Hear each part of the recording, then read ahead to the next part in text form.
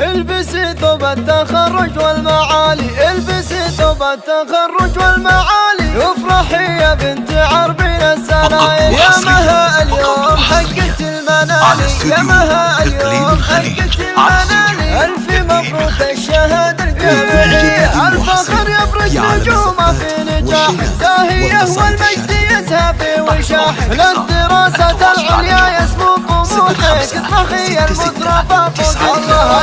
اعتلي بالمجد يا بنت الاصايل، اعتلي بالمجد يا بنت الاصايل، وافخري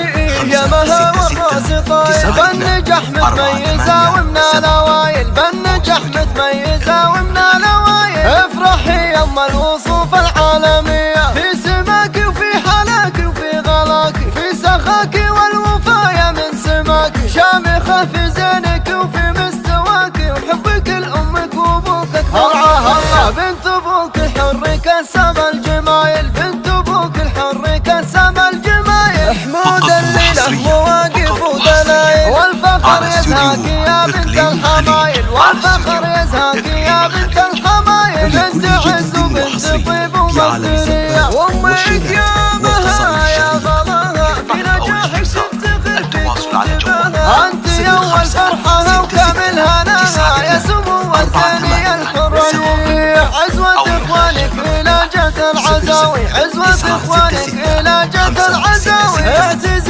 بمدوحي هو راعي الهقاوي، محمد راعي الطيب والكف النداوي، محمد راعي الطيب والكف النداوي، عزوتك اهل الفعول الصرامية، ووصف اختك هندي يزهى من حلاك، بالذرابة والدلع والجاذبية، ربعك عنز الفخر اهل الجمايل، من عزوة نفخر بهم والنار حية، البسي ثوب التخرج والمعالي، البسي ثوب التخرج والمعالي، وافرحي يا بنت عربين السلايل، يا مها اليوم حقت المنالي، يا مها اليوم حقت المنالي، ألف مبروك الشهادة الجامعية، الفخر يبرق نجومه في نجاحك، زاهية والمجد يزهى وشاح، للدراسة العليا يسمو طموحك، اطرحي المترفة فوق الله، اعتلي بالمجد يا بنت الاصايل، اعتلي بالمجد يا بنت الاصايل، وافخري يا مها والراس طايل، بالنجاح متميزة ومن